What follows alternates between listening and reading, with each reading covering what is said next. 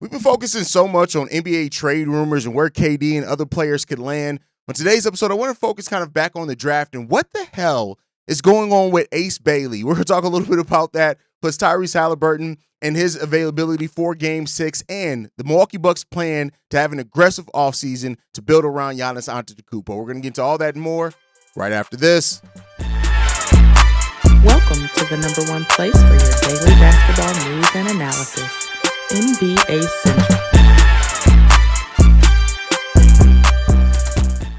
What's going on, basketball fans? Welcome to another episode of NBA Central, your number one spot for everything basketball related. I'm the host there, Hayes, but more importantly, you guys can follow the channel at NBA Central Pod on every social media platform we happen to be on. With that said, let's go ahead and get into this content today, y'all. And what the hell is going on with Ace Bailey? I think this is a fair question that a lot of people are going to ask is, what's going on with this whole thing? Because not only does this have a chance to disrupt the NBA draft, right, to kind of throw things off, is that like what Ace Bailey is doing to himself as well could impact not only his draft status, but how he's viewed on before he even takes an NBA court. Now, here's the thing. I understand that players don't have a lot of control over who they're drafted by, right? And we've seen players over the years try to impose their will and desire to go to certain teams to lead to even try to stave off other teams from drafting them in the NBA draft. So that's not unique to Ace Bailey. But what Ace Bailey is doing here is, as far as we're refusing to work out for some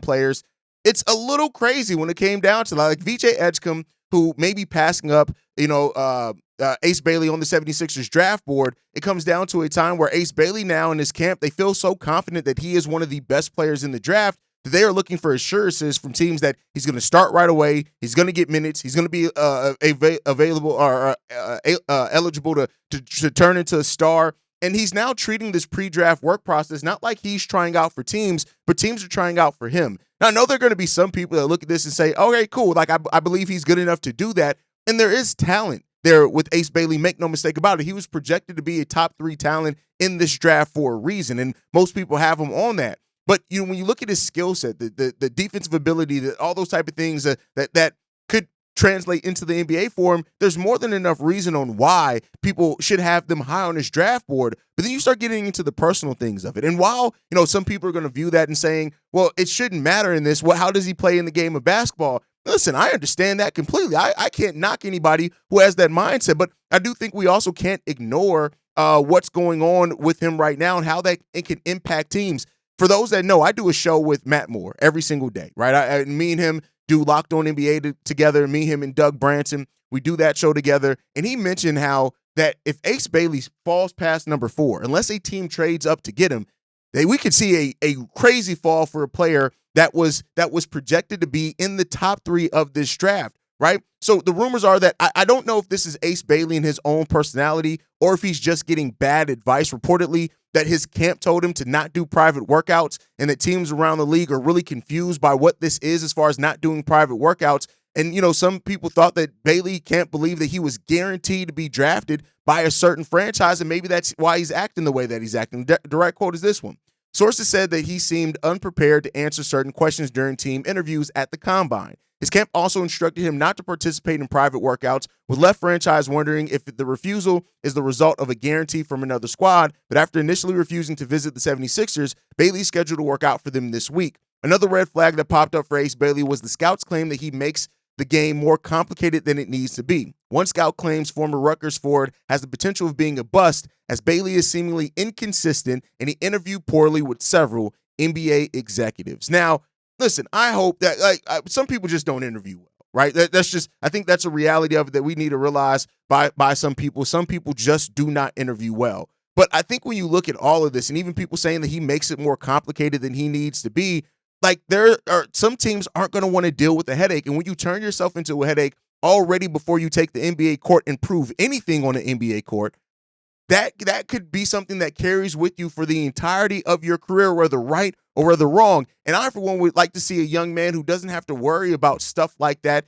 and go on and just focus on the craft and the game of basketball. Not to say the whole just shut up and play ball thing. I'm not saying that. Things that he wants to do personally and other avenues and things like this, But when you have a draft that is so close, that some of these prospects are, I get it that it was always looked at as the top 3, top 4, have a separate value from the other players and separate that they separated themselves.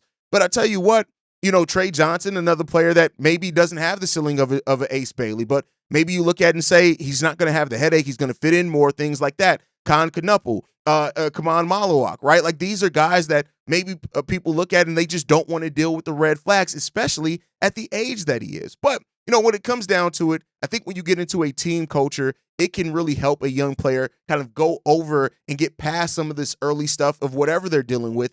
And it just sucks that if this is coming from his camp and not necessarily him, that it is him just getting bad advice, getting bad leadership. And when it comes down to, like one scout said this, he's a goofy. Like when a scout says something like that, say he's not immature like a butthead, he's a goofy, right? Dancing in line, you're doing drills, he's dancing. Oh, that's my song, he's playful. Like that's something that people look at and they're like, do they really just want to deal with that? Now, maybe this is all narrative just building. This could be teams kind of putting out those floaters, hoping that it's going to help Ace Bailey drop and fall to them. Those are all things that could be very well possible in this. But for a player that's as talented as Ace Bailey is and that has the upside of what Ace Bailey is, me, for one, I would love for people just to be able to focus on the game of basketball and just look at what he does basketball-wise, because the upside of Ace Bailey is ridiculous. I know that Rutgers team disappointed, and a lot of people ask the question why, with the talent that they had, the recruiting class that they had, why did they disappoint as much as they did? I get that. I understand that. But I think when you look at Ace Bailey, like this is a kid that has tremendous talent, tremendous upside, and I really would just hate for his NBA career to get started off on a bad foot and already have a view of like a problem child when he hasn't even taken the court yet. But maybe I'm thinking about it too much. Maybe hopefully this is all much ado about nothing. Wherever he ends up, the talent is still going to be there. And I don't see a team taking him and not wanting to invest in the talent. But hearing things that he could fall or slide in this draft if a team doesn't trade up for him because teams, A, he doesn't want to do private workouts. B, he doesn't interview well. And teams just don't want to deal with the headache.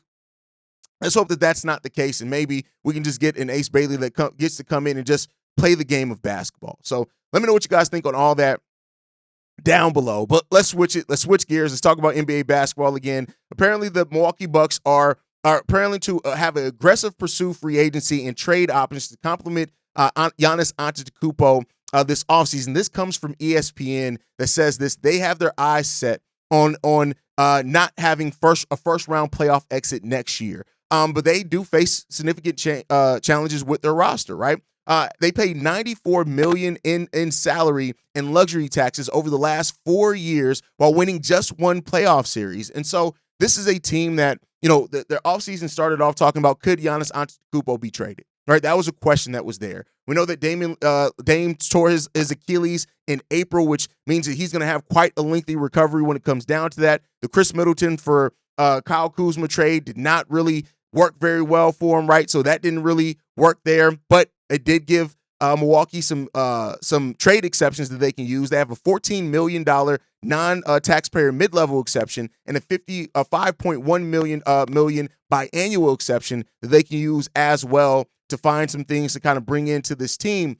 But they got decisions to make on Brook Lopez, Bobby Portis, right? They got decisions to make on that. Pat Connaughton and his expiring contract. He's probably their best tradable asset.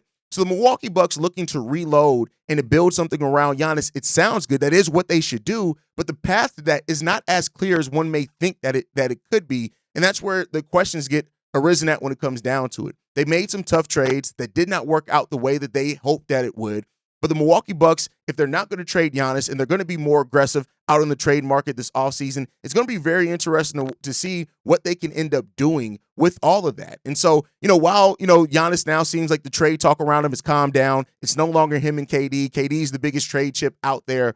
You now got to look and see what the Milwaukee Bucks are going to try to do to keep Giannis happy, because as I've said before, and even after it came out that Giannis is expected now to stay in Milwaukee, yeah, you got his commitment to stay now, but how long are you going to have that, right? How long is he going to be locked in? Because that request to get traded, it could be there at any point in time. And once he decides to ask for that, now you're stuck trying to scramble to figure some things out. So the buy-in from Giannis, if they did have that, which it sounds like they did, it's only contingent upon the team making the right moves to get him in a place to where he feel like he can compete. If you don't do that, then what the future is going to look like? That's a huge question there.